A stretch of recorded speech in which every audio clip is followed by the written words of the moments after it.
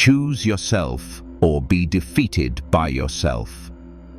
What if I told you that the fiercest, most important war you'll ever fight isn't out there in the world, not in boardrooms, not in battlefields, not in relationships? No, the greatest war you will ever face is the silent one happening inside your own mind. It's not just a skirmish, it's a full-blown war, a daily war between two versions of you. One is impulsive, undisciplined, soft, easily distracted by comfort and fear. The other, calm, resilient, unshakable. A disciplined warrior walking the narrow path toward greatness. And here's the truth. You must decide every single day which version of yourself will win. Not tomorrow. Not next week. Today. If you don't conquer that weaker self, the one that whispers excuses, urges comfort, and clings to fear, it will slowly, quietly drag you into a life of mediocrity.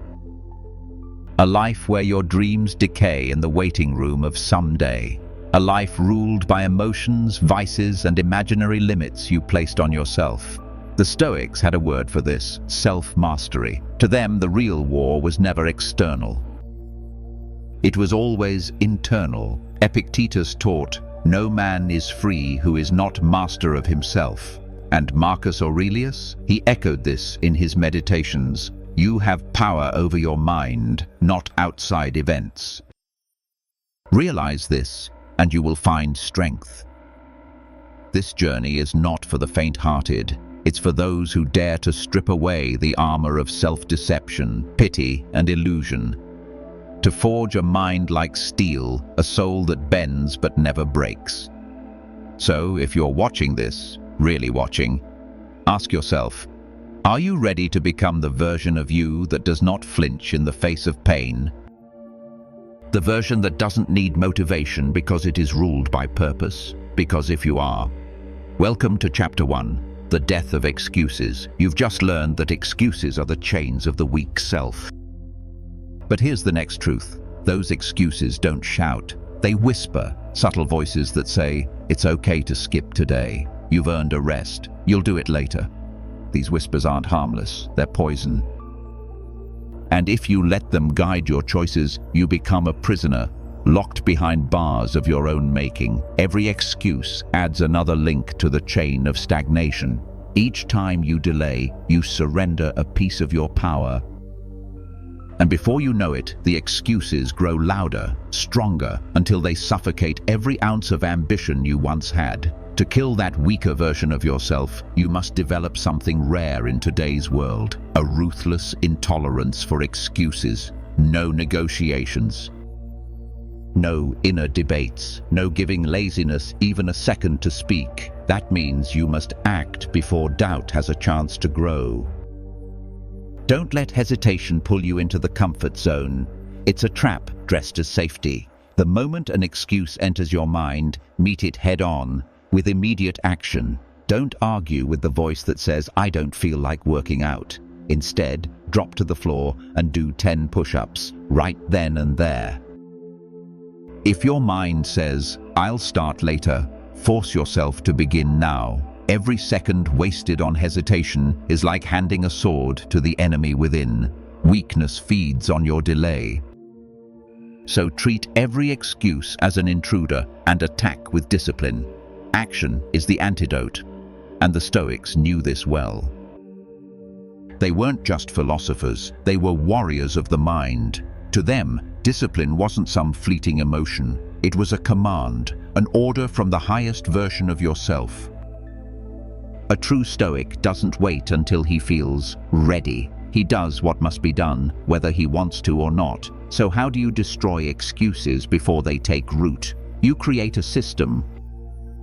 A mental protocol where your default reaction is movement. When hesitation arises, your body should already be moving. Don't wait for motivation.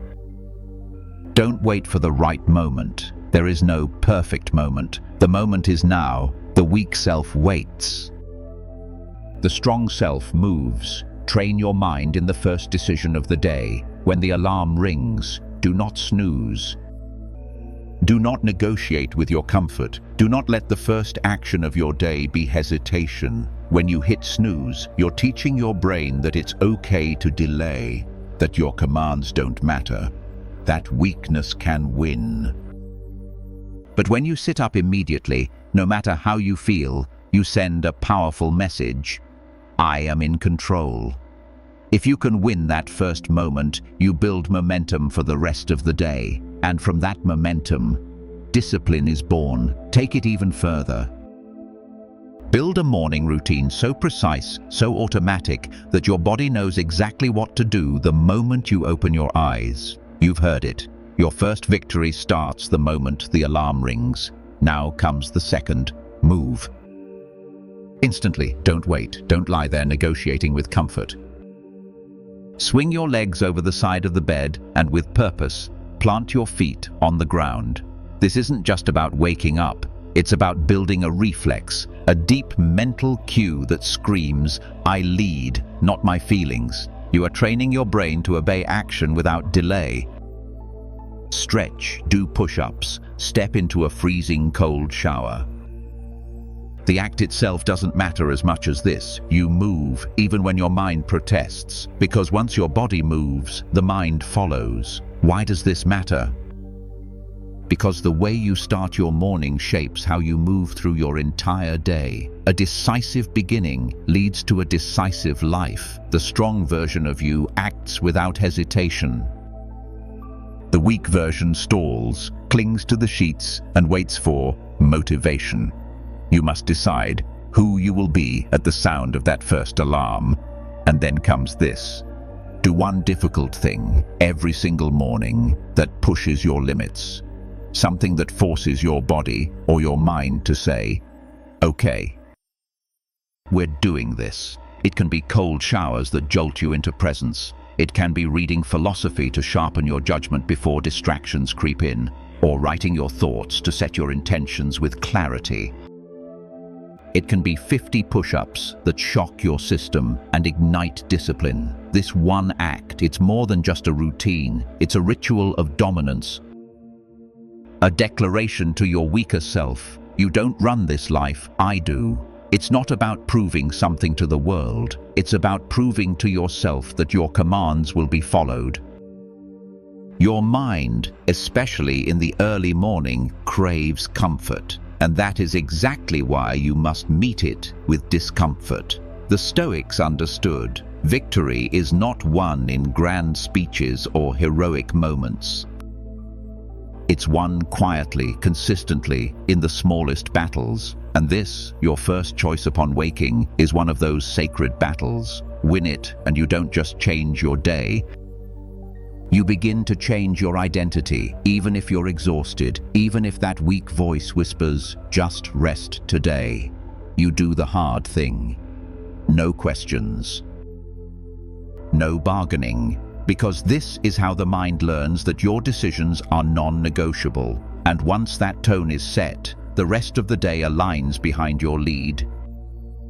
Take this further. Write down your most common excuses. See them on paper. Face them. Then, for each one, create an immediate counteraction. Example, if you usually say, I'm too tired to work out, your counter is, drop and do 20 push-ups now, not tomorrow. Now, build for yourself rules that are clear, unbreakable, standards that don't depend on your mood. These are the pillars of discipline. If you decide to work out 5 times a week, then you do it. Whether it's raining, whether you're tired, whether no one's watching, it gets done. If you say you'll read daily, you read. No excuses, no feelings. Just execution. Because without those clear, specific rules, discipline crumbles. And when discipline fades, excuses, emotions, and chaos rush in to take its place. You've set your rules, you've declared war on hesitation, but now comes the real challenge. Sticking to your standards when no one is watching. You must treat your rules as law, unshakable, non-negotiable, as binding as any contract signed in ink and sealed in blood. Not suggestions, not ideals, but absolute commands. And yet, your mind will fight back. It will whisper sweet justifications. Just this once won't hurt. You've earned a break. Today is different. That voice, that's your weak self, fighting to reclaim control. Do not let it win. When the rule is set, it is followed. No exception. Not even once. Every time you obey your own law, you're reinforcing your mental sovereignty. You're proving to yourself that you mean what you say, that your word is final. Over time, this transforms you. It creates an identity shift. You become the kind of person who does what he says, no matter what. And that is the foundation of true inner strength. Adopt this mindset. Excuses are lies. They're not reflections of reality. They're manipulations from the weaker part of you. And the moment one appears, treat it as an alarm. A signal that an internal enemy is attempting a coup. Your job? Strike immediately. Every single time. If your mind says, "I'll do it later," you respond, "No, I'll do it now." If it says, "I don't have time," you eliminate distractions and make time. If it says, "I'm too tired," you push through anyway, especially when you're tired. Because the difference between the weak and the strong is not motivation, it's instant execution. Start small if needed. But be relentless. Every excuse you kill, no matter how tiny, adds one more brick to the fortress of your discipline, until one day it becomes second nature. You don't argue with yourself, you don't delay, you just act. And when that becomes who you are, you become unstoppable. Chapter 2. Discipline over motivation. Motivation, it's a lie. It's fleeting, unreliable, a mood that vanishes exactly when you need it most. Motivation is the fair-weather friend of the weak, always there when things feel good, but gone the moment resistance shows up. It fools people into thinking they must feel inspired to act, but the truth is simple. The weak self waits. The strong self acts. The strong operate on discipline, on structure, on systems, not on feelings. They move forward because their foundation is effort, not emotion. Seneca once said, "Luck is what happens when preparation meets opportunity, and preparation is born from discipline, not inspiration." The disciplined man doesn't wait for motivation. He doesn't ask himself, "Do I feel like it today?" He just shows up. Energized or exhausted, excited or bored, he moves forward, always, because he understands that emotions are temporary, but progress is built on consistency. When others pause to wait for inspiration, the disciplined man takes the next step. You've already made the shift from relying on motivation to operating by discipline. But the real transformation happens in the grind, the small daily victories that stack up over time. Here's the trap. The weak voice inside you will whisper, "I don't feel like it today." It'll feed you clever excuses. "You worked hard yesterday, take it easy." "You deserve a break, just skip this one time." But that's the voice of the enemy. It speaks in comfort.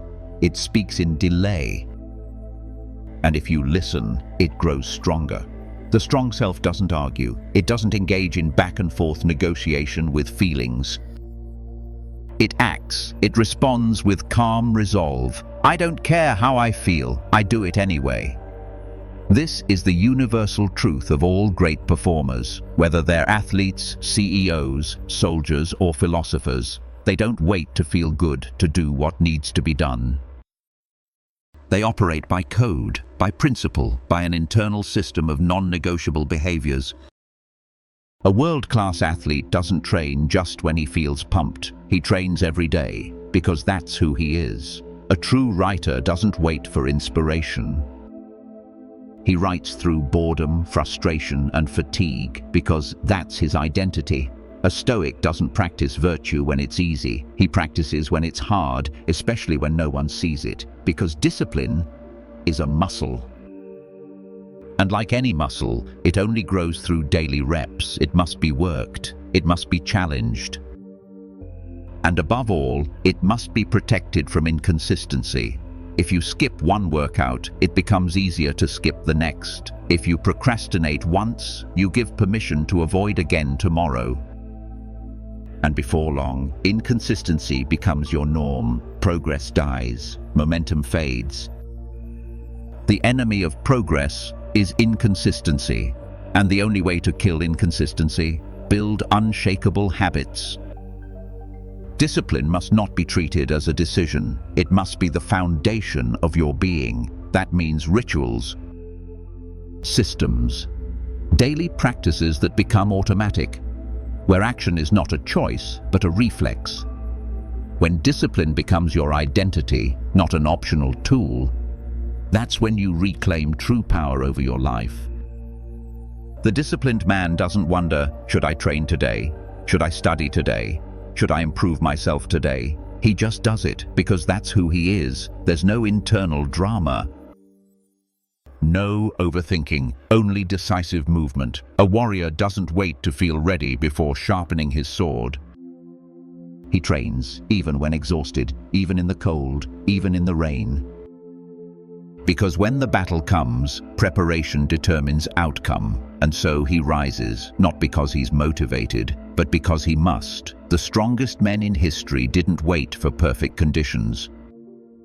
They acted no matter how they felt, no matter the hour, no matter the discomfort. And you must train your mind in the same way, with repetition, with resolve. Every time you act without waiting for motivation, you send a message to your brain. I am in control. You serve me, I don't serve you. That's how discipline is forged. That's how it grows. You've now learned that the disciplined person doesn't wait for the perfect moment. They move regardless of feeling. But here's the real breakthrough. It only takes one choice, repeated enough times, to become who you are. A single decision, one moment where you act, even though you don't feel like it. That's how it begins. And when you repeat that decision day after day, it becomes your pattern. That pattern becomes a habit. And over time, the habit becomes your identity. You are no longer someone who tries to be disciplined. You are now someone who is disciplined.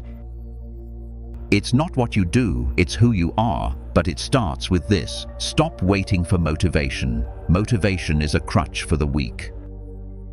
The weak wait in silence, hoping for inspiration. They wait for the stars to align, for circumstances to be perfect. But life doesn't wait. And neither should you. The strong, they act. And through action, they create their own fire. They understand a simple truth. Movement creates momentum. Progress builds passion. Discipline is not just the fuel, it's the spark. When you build yourself through action, through repeated commitment, you become unshakable. Because no matter what happens around you, you always have control over what happens within. The world doesn't belong to the thinkers, the dreamers, or the planners. It belongs to the doers, to those who act even when they don't want to those who take relentless action while others are still waiting. So how do you become that person? Start with a non-negotiable daily routine, simple, unbreakable. Include in it daily reading to sharpen the mind, physical movement to train the body, purposeful action toward your goals. Then, identify 3 areas of your life where discipline is weakest, where you're constantly slipping. Now, attack those areas with everything you have. When your mind whispers, I don't feel like it, use that as a trigger. Do it immediately. No second guessing, no delays. Understand that hesitation you feel, that's not you. That's the weaker version of you trying to crawl back into power. Every time you hesitate, every time you say, maybe later, you're handing the wheel to that version. But you have a choice. You can flip the script. When you hear, not now, translate it as, do it right now. If your mind says, skip the workout, stand up right now and begin moving. If it says, you can read later, pick up the book and start reading. Let hesitation become your internal compass. Wherever it points, that's where you must go. That's where resistance lives, and where your greatest growth waits. Use reluctance as fuel. Use fear as signal. Use the delay as a dare. And here's what will happen. The more you respond this way, the faster your brain rewires. You'll no longer associate hesitation with avoidance. You'll associate it with urgency. Eventually, it becomes a reflex. You feel resistance. You act. That's the heart of self-discipline, the ability to move forward no matter what your mind says. The weak version of you debates. It waits, it avoids, but the strong version, it acts immediately. It never negotiates with weakness. Chapter 3. Hardship is your ally. You've trained your mind to act without waiting.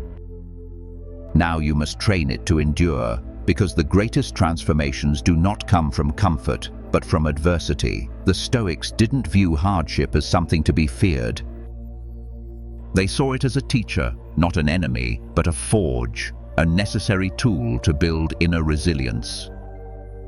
They didn't seek comfort, they sought strength, and they knew difficulties are what show a person who they truly are. Epictetus. Hardship is the crucible where your will is shaped.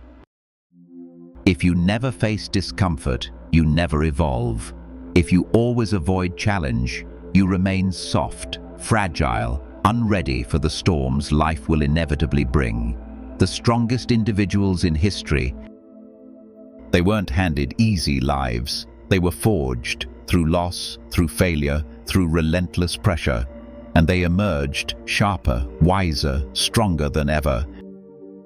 Every hardship is a test, a chance to develop the unshakable spirit of a warrior. The weak self flees from pain.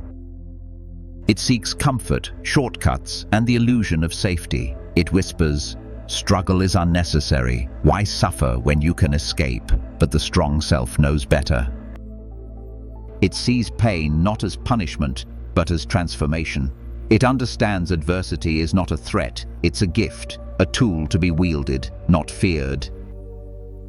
Every difficult moment is a new opportunity to become more disciplined, to become more focused, to become more unshakable. The pain you face now is not meaningless.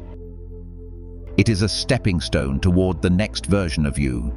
Each hardship you stare in the face without flinching becomes part of your armor. Each struggle you confront becomes a lesson carved into your soul. Pain is inevitable, but suffering, optional. The weak self lets pain define it. It crumbles. It justifies quitting. It uses discomfort as an excuse to stop. But the strong self, it sharpens itself against pain. When the muscles ache from discipline, it smiles, knowing growth is happening. When the mind is tested by life's storms, it understands wisdom is being forged. Every trial is a mirror. It reflects who you really are. The only question is, will you face it or flee? The great Stoics didn't merely survive hardship, they welcomed it. They practiced it because they knew to prepare for life's chaos, they had to cultivate a mindset that embraced the fire. Marcus Aurelius didn't ask for life to be easier. He asked to become stronger. Seneca deliberately practiced voluntary hardship, fasting, cold, discomfort, so that when real misfortune came, it would not break him. This is the mindset you must adopt. Do not curse the struggle. Do not resent the challenge. Welcome it. Train with it. Let it forge you. True resilience is built in fire. In the exact moments when everything inside you wants to stop, but you continue anyway, because that's the difference between the strong and the weak. Not talent, not intelligence, not luck, but this. The strong have learned how to suffer well. The strong man does not break under pressure. He endures it. He even welcomes it, because he knows every ounce of pain he embraces now is preparation for something even greater later.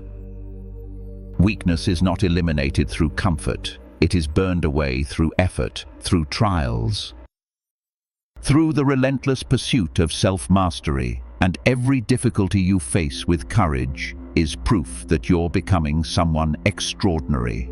Every hardship you overcome becomes another layer of armor. Each time you endure when everything inside you screams to stop, you're not just surviving, you're building proof. Proof that you can withstand, that you can conquer, that you are more powerful than the pain. Hardship doesn't just test you, it reveals you. When life applies pressure, what happens? Do you collapse like a structure with no foundation? Or do you hold firm, tempered like steel? Do you surrender to circumstances? Or do you rise above them, becoming something unshaken? Here's the raw truth. Life will not go easy on you. It doesn't care if you're tired. It doesn't care if you're unmotivated. It doesn't pause just because you're afraid. Life will test you in ways you never see coming. So what do? You prepare before the storm arrives. You embrace struggle now, deliberately. So when chaos comes, you are already forged in fire. The strong self isn't surprised by adversity. It welcomes it. It's trained for it. But the weak self, it panics. It begs for escape. It pleads for comfort and convenience. It whispers, "You've done enough. It's okay to quit. It's not worth the pain." You must silence that voice, not with logic, not with comfort, but with relentless action. When excuses appear, confront them immediately. When your body says, "This is too hard," prove it wrong. When your mind whispers weakness, lean into the discomfort. Because you know what's on the other side, an unbreakable mind. Seek resistance, not because you're masochistic, but because it's the only path to growth. The man who always seeks comfort will never touch greatness, but the man who welcomes struggle will uncover strength within himself he never imagined existed. That's the paradox of growth. It lives in friction, in the battle between who you are today and who you are trying to become. Avoid that friction. You stay the same, embrace it, you evolve into someone sharper, stronger, more resilient. Greatness never comes from avoiding pain. It comes from walking through it and emerging battle-tested and unshaken. So when adversity arrives, don't flinch. Don't retreat, stand tall. Let hardship be your mentor. Let pain be your sharpening stone, because when the fire burns away the weak layers of who you were, it reveals the indestructible core of who you truly are. Stop seeing difficulty as a monster in the dark. Start seeing it for what it truly is, a refining process, a sculptor, a forge. When you endure, fully, fiercely, you become unstoppable. Chapter 4. Mastering your emotions. You've faced pain. You've learned to welcome discomfort. But none of that matters. If you lose control, the moment emotions take the wheel. Weak men live in emotional chaos. They're pulled in every direction by anger, fear, anxiety, sadness. They lack self-control. They can't trust their own judgment. They're tossed around like ships with no anchor, forever at the mercy of external forces. But the strong man, he rules over his emotions with an iron will. He does not suppress them.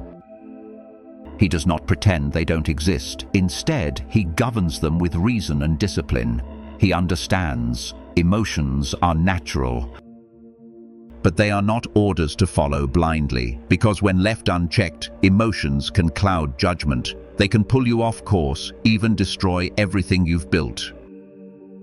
A single moment of uncontrolled rage can erase a lifetime of respect. One decision made in fear can keep a man trapped in the same place for years, and a mind consumed by anxiety will never take decisive action. It becomes paralyzed by its own noise. But the strong man doesn't let emotions steer the ship. He sees them, he acknowledges them, He respects their presence, then he steps back, he evaluates, and he chooses to act based on logic, not impulse. He trains himself to stay composed even in the middle of chaos, because he understands true power begins with self-control. Before you can lead others, before you can conquer the world, you must conquer your own mind. The moment you let emotions dictate your actions, you've surrendered control. The weak self reacts on impulse. It says things it regrets, it lashes out, it freezes in fear. It turns sadness into victimhood and frustration into rage. The result? Destruction, regret, lost opportunity. But the strong self, it pauses, it reflects, and then it acts with purpose. He doesn't serve his mind, he commands it.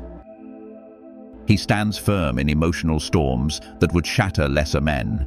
He is unmoved by the tides of temporary feelings. He doesn't break under pressure, he adapts, adjusting course calmly, staying grounded with clarity and precision, because strength isn't the absence of emotion.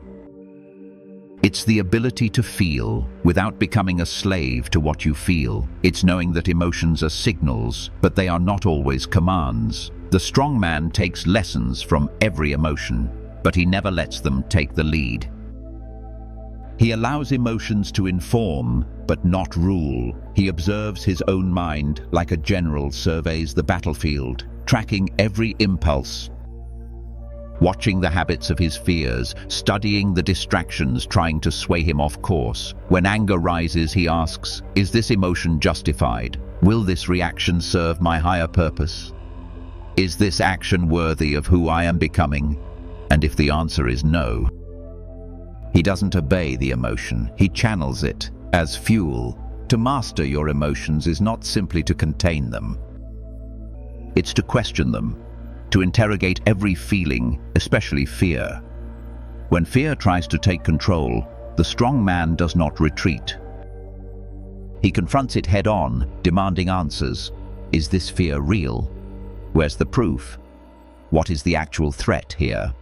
Most fears, he knows, are illusions, exaggerated threats that vanish when you look them in the eye. They survive only in the shadows of avoidance. So when anxiety creeps in and whispers doubts, the strong man doesn't surrender. He doesn't spiral, he questions it, he dissects it. He breaks it apart piece by piece until he sees whether it has any true weight. If the fear is real, he finds a strategy. If it's imaginary, he throws it out. But the weak man, he lets fear and anxiety steer his life. He gets pulled in all directions, reacting instead of responding, running instead of planning, always distracted, never grounded. And in the end, never truly in control of his own destiny. But the strong man, he knows that the mind is the only true territory he owns. And he refuses to let that territory be overrun by passing emotions. He trains himself to recognize emotional triggers and to respond not with panic, not with weakness, but with wisdom. He becomes like a mountain, unshaken, immovable, even when the storm howls around him, because he understands one eternal truth. Control your emotions, or they will control you. Master yourself, or the world will master you. You have two choices: be the commander of your own mind, or be its prisoner. Choose strength, choose mastery, and become the unshakable force you were always meant to be. When anger rises, train yourself. Take 3 deep breaths before speaking, before acting. Let reason return. Learn to pause before you react, because in that pause is your power. Let logic lead the way, not emotion. Chapter 5. Self-respect through self-discipline. And once you master emotion, you'll begin to see something deeper emerge. Self-respect. The weak self constantly begs for validation. It chases approval from others, always needing likes, applause, compliments. It confuses being seen with being worthy, but that's a trap. The more you seek external validation, the more dependent you become on forces you can't control, and the more fragile your identity becomes. The strong man knows this. He doesn't build self-worth on praise, he builds it on discipline, through relentless consistency, through keeping promises to himself, through showing up every single day, whether anyone notices or not. A man who respects himself doesn't need applause. He builds a fortress of inner strength so solid, no criticism can shake him. His value isn't measured in comments or reactions, it's measured in action. In who he becomes, not how he's perceived. He knows external validation is fleeting, but inner integrity is everything. So he stops wasting time trying to impress others. Instead, he focuses on what he can control, his mindset, his habits, his work. He doesn't ask, do they approve of me? He asks, am I living with integrity? Am I honoring my purpose? Because true self-worth is built, not borrowed. Seneca wrote, "It is not that we have a short time to live, but that we waste much of it. And the weak self wastes life, on distraction, on validation, on empty pleasure. It scrolls endlessly, watches passively, waits for others to define it. But the strong self creates, acts, chooses. He builds himself from the inside out, stone by stone, until no storm can shake what he stands on. The weak self constantly compares. It looks left, looks right, scrolling, watching, measuring. It sees what others have and feels small, inadequate, unseen. It longs for approval from strangers. And in the silence of that longing, it drowns itself in mindless entertainment, numbing the discomfort instead of confronting it. It doesn't grow. It distracts itself. But the strong self, it sees through this illusion. It knows the truth. A man who spends his time seeking validation is a man who has surrendered control of his own life. Instead of wasting hours chasing attention, the strong man invests those hours into his mind, his body, his character. He refines himself. He studies, trains, builds. He sharpens his skills and deepens his purpose, because he understands every minute spent worrying about how others perceive him is a minute stolen from his own growth. The strong man doesn't chase recognition. He earns respect, not through begging, but through relentless effort. He doesn't demand attention, he commands it by becoming undeniable. He doesn't need praise to feel good. His fulfillment comes from progress, from discipline, from becoming someone worthy of admiration, even if no one's watching. The weak self wants to be noticed. The strong self wants to be competent. The weak self craves affirmation. The strong self seeks mastery. The weak man wants to be liked. The strong man wants to be capable. The weak man changes himself to fit in. The strong man stands firm, even if it means standing alone. A man who respects himself understands this. Seeking approval from others is a bottomless pit. There's always another person to impress, another opinion to chase, another moment of validation that quickly fades away. But the strong man knows his purpose is not to be liked. His purpose is to be true to himself. He doesn't need permission to live his truth. He doesn't bend his values for fleeting applause. He doesn't shape his identity to suit the crowd. Instead, he builds himself into a presence so grounded, so competent, so consistent, that people can't help but respect him, even in silence. When you build yourself into someone who respects himself, you no longer need anyone else's approval. You are free, free from comparison, free from judgment. Free from needing the world to validate your worth. Because your worth is self-generated, it comes from how you live, what you do, and who you're becoming every single day. When you live by this principle, you stop trying to prove your worth. because your presence alone becomes the proof. The strong man doesn't need applause to feel valuable. He doesn't need confirmation from the world to justify his existence. He knows that virtue, strength, and discipline are rewards in themselves. A man of discipline measures his value not by what others say, but by what he commits to, what he follows through, and how he rises when life pushes him down. That is self-respect, and that is freedom. A strong man doesn't shout his worth. He doesn't declare how valuable he is. He doesn't seek to be seen, because he proves it to himself every single day.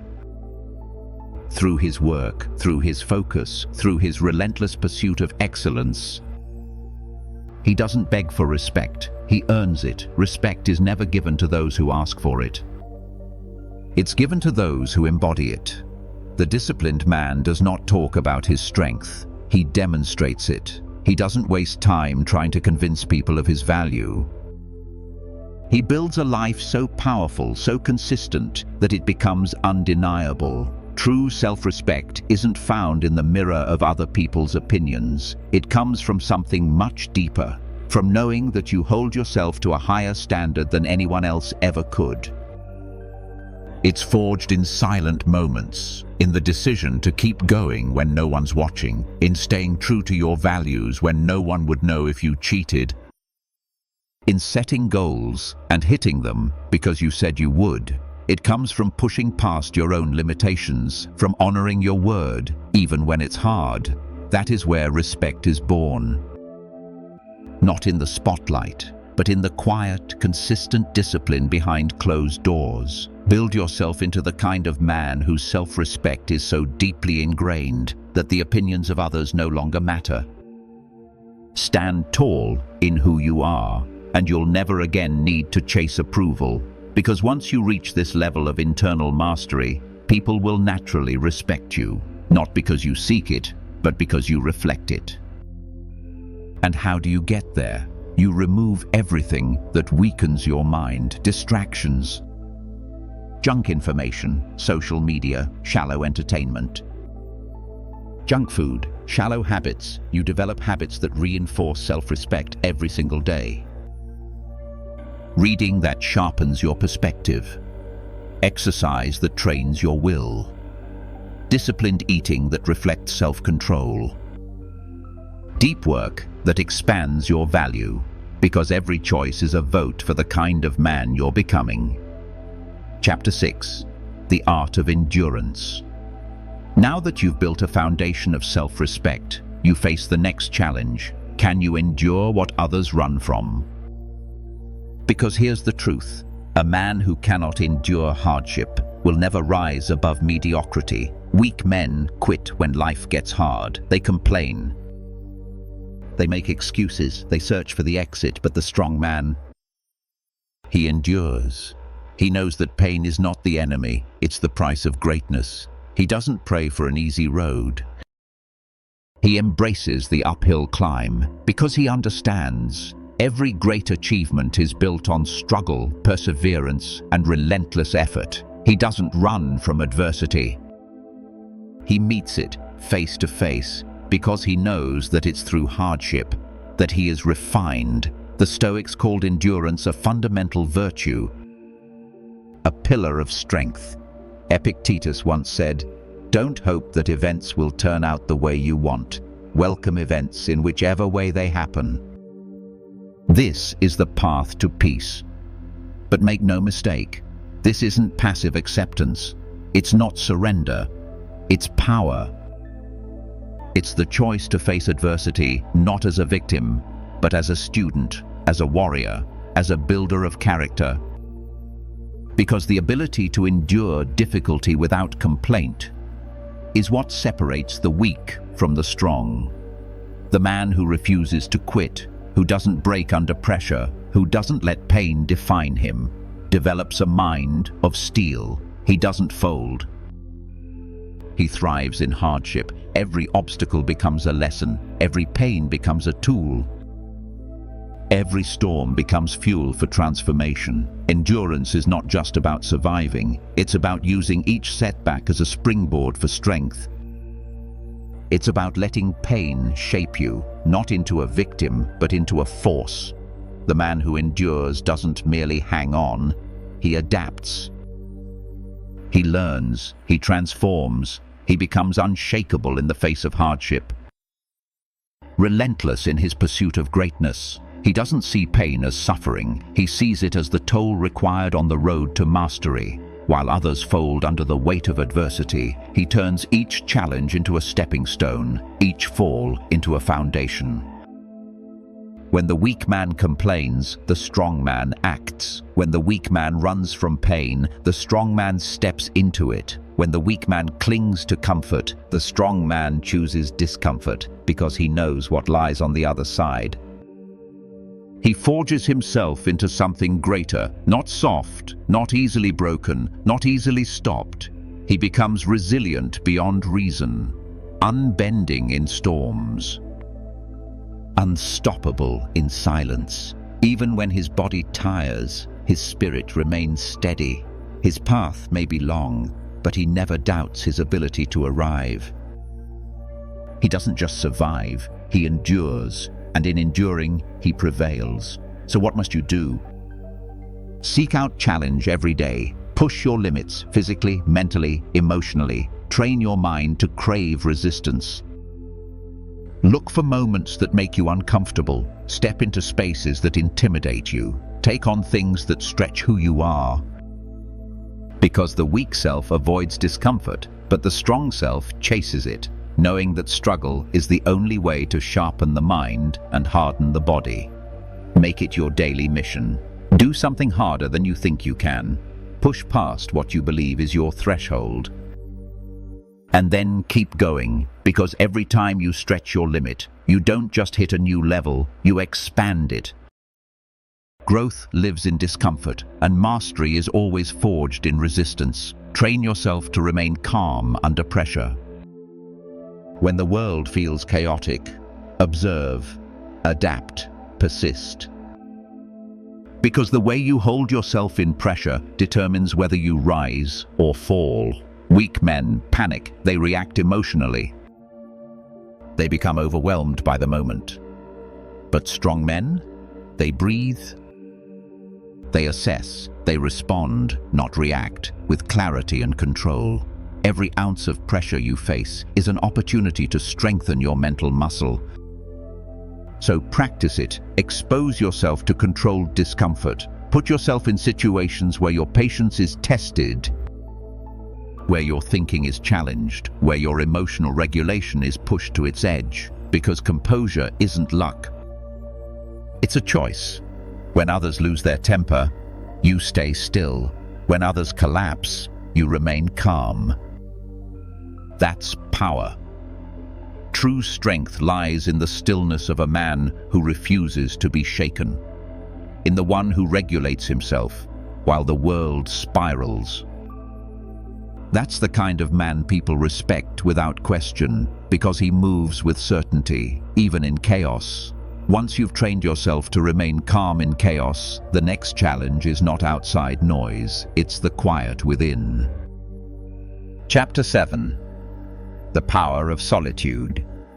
Weak men fear being alone. They dread silence, because in silence they must face themselves. So they chase distraction. They fill every empty moment with noise, music, scrolling, shallow entertainment, validation from others. They bounce from conversation to conversation, screen to screen, moment to moment, doing anything to avoid stillness. But in avoiding solitude, they also avoid the very process required for true growth. Because solitude is not a void, it is a mirror, and the strong man knows this. He doesn't flee from silence, he walks into it. He doesn't fear his thoughts, he invites them in. He doesn't panic when alone. He welcomes the stillness because he understands clarity, wisdom, and self-mastery are not found in crowds. They are found in quiet reflection. In solitude, the strong man confronts his weaknesses. He dissects his fears. He refines his purpose. He listens, not to others, but to himself.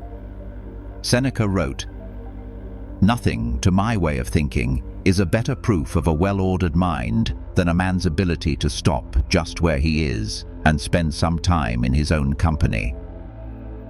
The ability to be alone and at peace with your own thoughts is one of the highest marks of inner strength. Because when you strip away distractions, all that remains is the truth of who you really are. It's a confrontation with the self, raw, honest, transformative. In solitude, a man sharpens his mind. He strengthens his will. He builds the discipline that's impossible to fake when no one's watching. Without solitude, a man never truly knows himself. And without knowing himself, he can never master his mind. To master solitude is to master perspective. It's where a man finds direction, where intentions are made clear, where he defines his path with precision. Solitude offers a kind of clarity you cannot find in the noise of life. It is the proving ground of self-sufficiency, where a man learns to stand without applause, to believe without reassurance, to choose without needing permission, because the man who cannot be alone has not yet built himself into someone worth being alone with, but the man who can sit in stillness, unshaken in his own company. He is unbreakable. He knows who he is, what he believes in, where he's going. He does not need the noise of others to define his worth. He draws strength from within, and no opinion, no rejection, no judgment can shake him. He is not swayed by trends, not pulled by distractions, not shaped by the fleeting winds of public opinion. Instead, he moves with certainty, with silence as his armor, with solitude as his teacher. He becomes a fortress unto himself, stable, resolute, and unshakably grounded. He doesn't just walk his path, he owns it, step by step, in quiet strength. True power doesn't come from applause, it doesn't come from crowds or attention, it comes from the one who can command himself, even in complete silence. The man who masters solitude masters his life. He is in control, not just of his schedule, but of his mind, his emotions, and his purpose. He doesn't see solitude as a void, he sees it as a workshop. A sacred space where he can sharpen his focus, refine his mission, and sculpt himself into the highest version of what he can become. This is the ultimate strength, to be content in your own company, to require nothing from others, but to give everything to the world, not from need, but from inner abundance. A weak man seeks validation, a strong man, he builds himself into a force that doesn't need it. Solitude is not isolation, it's not emptiness. It's the birthplace of greatness. It is where a man plans his empire, where he thinks clearly, without noise, where he tests his character in silence and hardens himself against weakness. In solitude, a man becomes the master of his fate. He listens deeply to his own thoughts. He separates fleeting emotion from authentic desire. He finds clarity in the middle of chaos. Because a man who cannot be alone is a man who does not know himself, and a man who does not know himself is lost. So if you want to be unbreakable, learn to be alone. If you want to be strong, seek out silence. If you want to command your own life, embrace solitude, not as loneliness, but as the ultimate tool of self-creation. Greatness is not forged in the noise of the world. It is sculpted quietly in the deliberate determination of the man who dares to stand alone and builds himself piece by piece into something unstoppable. So what can you do? Make solitude a daily discipline. Set aside time, just for you. No phones, no screens.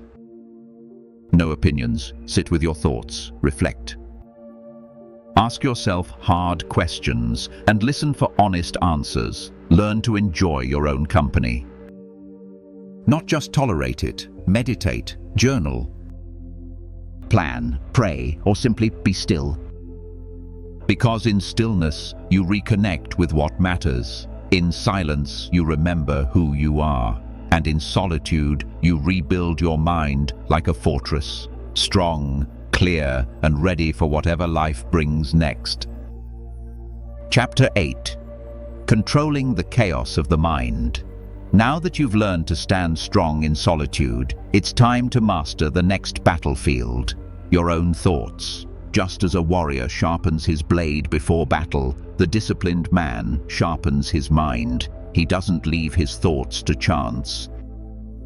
He doesn't allow emotion to rule. He trains himself daily to think logically, not reactively, to assess with clarity, not chaos, to focus on what he can control and release what he cannot. This mindset becomes his armor. It allows him to move through life with quiet confidence, unaffected by distractions, unshaken by the chaos that surrounds him.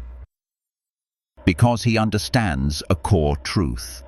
A man who cannot control his thoughts will be forever controlled by the world. Most people live in mental slavery. They are not thinking. They are reacting to impulses, to emotions, to the opinions of others. A weak man's mind is a battlefield. He is at war with regret from the past and anxiety about the future. He replays old mistakes, imagines disasters that haven't happened, and allows fear to paralyze his present. His emotions dictate his actions, which makes him easy to manipulate, easy to distract, easy to break. But the strong man is different. He does not allow his mind to consume him. He does not believe every thought that arises. He watches them come and go, like waves on the surface of a deeper ocean. He acknowledges them, yes, but he does not let them steer his life. Instead, he takes full ownership of his thoughts. He decides which thoughts serve him and which must be discarded. He filters out noise. He discards negativity. He trains his focus like a laser beam, pointed only toward what matters. He cultivates a mind that is clear, disciplined, unshaken, because he knows a disciplined mind is a powerful mind. And a powerful mind is an unbreakable force. The weak man drifts aimlessly from one impulse to another. His mind is like a leaf in the wind, blown around by distractions, doubts, and emotions. But the strong man, he directs his mind with purpose. He uses it as a tool, not to escape reality, but to shape it. He focuses his thoughts like a weapon, channeling his energy toward his vision, because he knows every great achievement begins not with the hands, but with the mind. Before it becomes reality, it must be built internally. Mental discipline is not optional, it is essential. Without it, you are at the mercy of your environment. A puppet of trends, emotions, distractions, but with it, you become the architect of your life. You stop reacting, you start creating, you shape the world, not the other way around. The mind is either your greatest ally or your most dangerous enemy. If left untrained, it will sabotage you with fear, excuses, and hesitation. But if sharpened, commanded, focused, it becomes your most powerful weapon. It cuts through lies, through doubt, through every obstacle that dares stand in your way. To master the mind is to understand, thoughts alone do not define you, your actions do. Most people are led by their emotions. They chase comfort, they seek help at the first sign of discomfort, they run from pain and hide behind excuses. But the strong man, he chooses a different path. He embraces struggle, not as punishment, but as the price of greatness. He understands something most never do. The mind, like a muscle, must be trained every single day. He doesn't wait for motivation. He doesn't need ideal circumstances. He eliminates distractions. He focuses his energy. And most importantly, he refuses to allow negative thoughts to dictate his direction. He knows that every moment of discipline is a moment of strength. Each small decision to do the hard thing tightens his grip on his own destiny. Because the path to greatness isn't just about strength or status.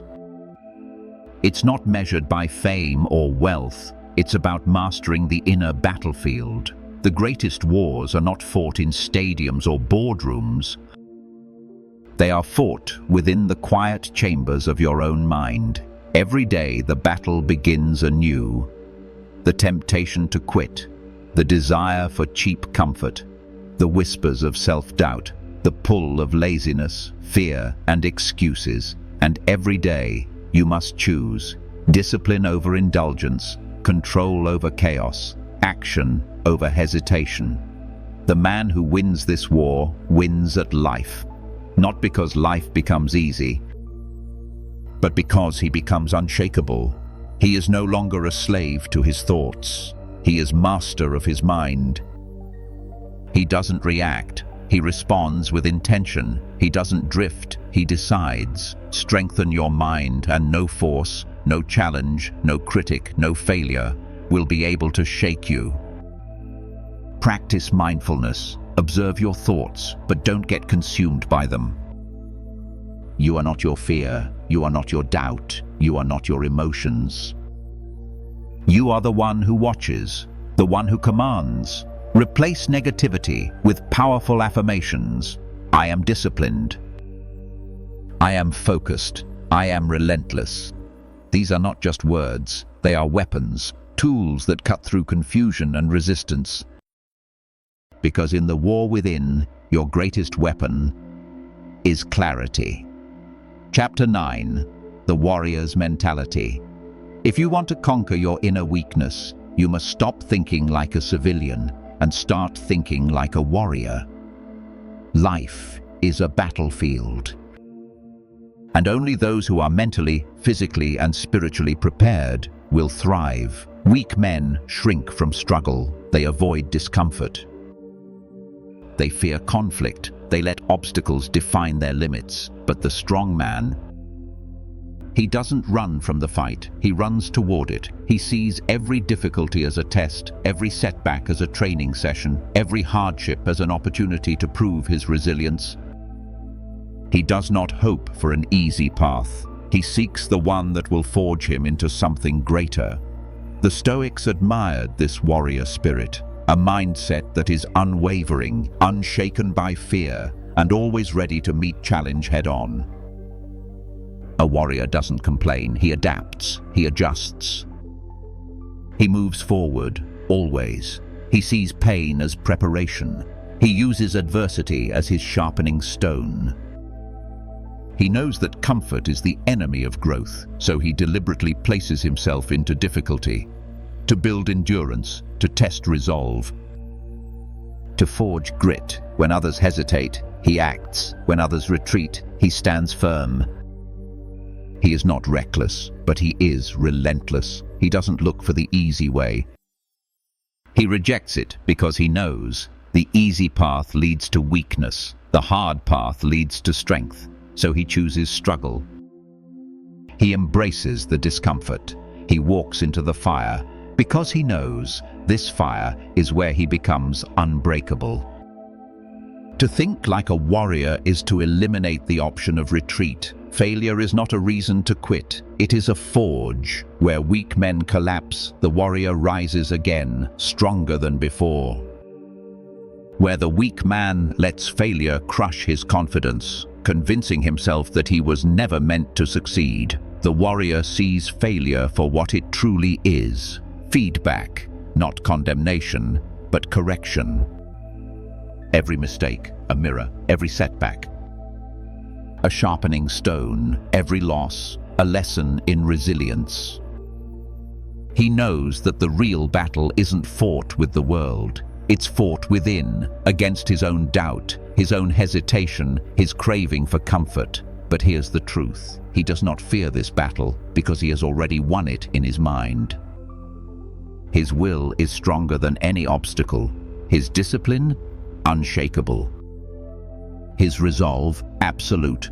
He knows that greatness has a cost, and he pays it willingly. Daily, without complaint. The warrior understands something that most people will never accept. Victory is not given.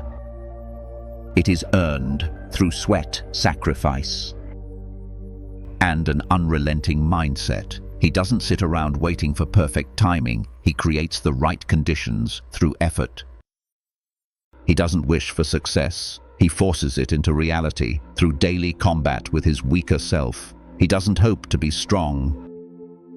He works relentlessly until strength is no longer a desire. It becomes his natural state. He doesn't pray for life to get easier. He prays for the fortitude to stand tall in any storm.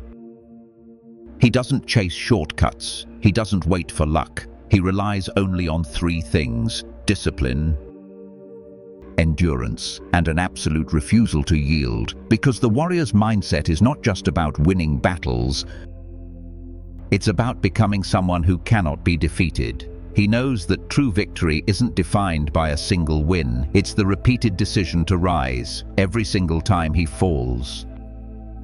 He understands strength is not inherited, it's cultivated through challenge, through choice, through discipline. Every failure, every rejection, every painful day is just another stepping stone toward his ultimate goal: mastery over himself and his circumstances. So when adversity appears, he doesn't flinch. He leans in. He sees it for what it is: a necessary test. When others retreat, he advances. When others complain, he creates. When others break down, he stands taller. He thrives under pressure, not by accident, but because he has trained himself to embrace struggle. He does not chase comfort. He chases transformation. He knows every hardship he endures makes him more resilient. Every challenge sharpens his edge. Pain becomes his teacher, discomfort his ally, discipline his shield. The warrior is the one who still fights when everyone else has given up, the one who still stands when life tries to crush him, the one who never bows, never begs, never breaks. And in the end, the warrior's greatest weapon is not his strength. A warrior's greatest weapon isn't his skill, his intelligence, or even his strategy. It's this: his absolute refusal to break, his ability to endure what others can't, to remain unshaken when the world is falling apart, to adapt, persist, and overcome, no matter the odds. He doesn't just survive, he conquers. He doesn't ask for life to be easier. He asks for the strength to take on the hardest road and to walk it with his head high, emerging victorious, even if bruised and bloodied. He trains his mind. And he trains his body too, because physical strength reinforces mental resilience. He sees obstacles not as threats, but as training grounds. He welcomes difficulty. He thrives under pressure, because to him pressure isn't pain, it's preparation. Chapter 10. The Legacy of Strength. A man's legacy is not forged in moments of ease. It is chiseled into existence in the fires of adversity. Weak men leave behind only regret, excuses, wasted years, untapped potential. They float through life hoping that, somehow, time will make them significant. But time grants nothing. Only discipline, action, and relentless effort leave an impact that outlives the man.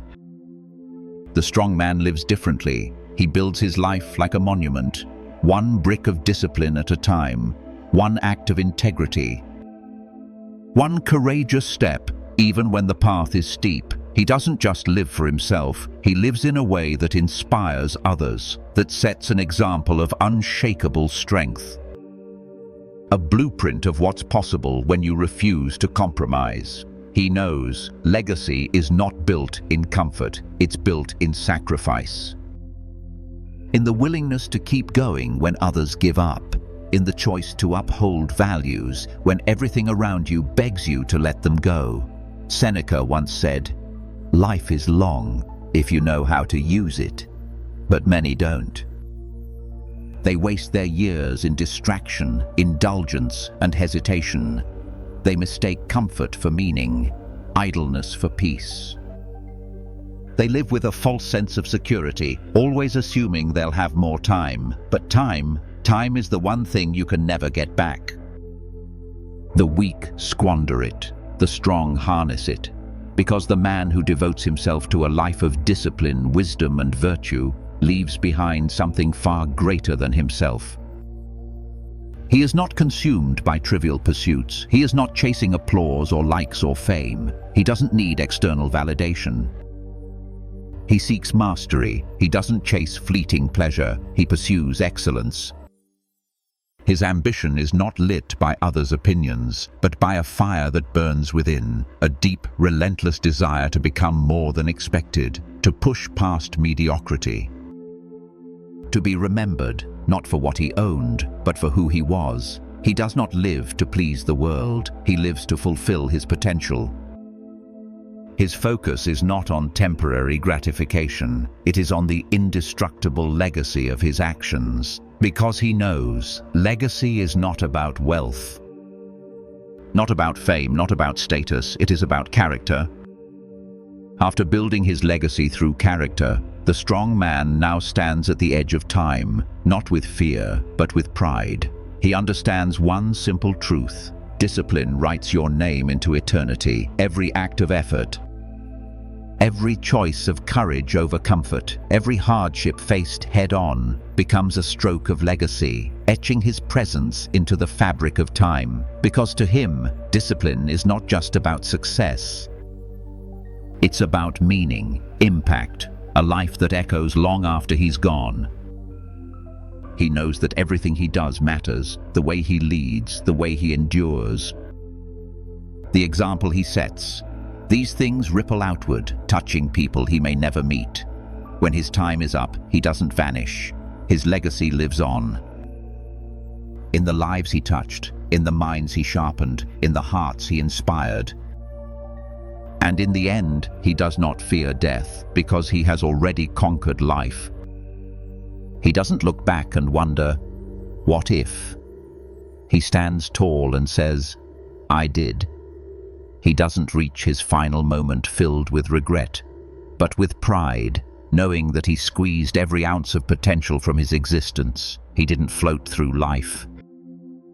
He moved through it like a force of nature, a man carved from discipline, forged in purpose, driven by a relentless desire to become all he was meant to be. And because of that, he doesn't need to chase immortality. His legacy will keep him alive. He won't just be remembered, he will be revered. His life becomes proof, solid, undeniable, that greatness is not handed out. It is built, brick by brick, day by day, with relentless effort and unwavering integrity. So what about you? Strive to become someone worth remembering. Live in such a way that others look at you and feel called to rise higher. Lead by example. Be a beacon of strength and self-mastery for everyone around you. Don't waste a single day. Treat every moment like a blade meant to sharpen you. Like a stone meant to fortify you. Because the path of the strong man is not paved in ease. It is built with discipline, sacrifice, relentless effort. But the reward, a life of unshakable strength, self-respect, and internal mastery. You are not here to be ruled by weakness. You are here to destroy it. You are here to bury the soft, fearful version of yourself and forge something stronger, bolder, unstoppable. So don't wait. Don't hesitate. Take action now and become the man you were born to be.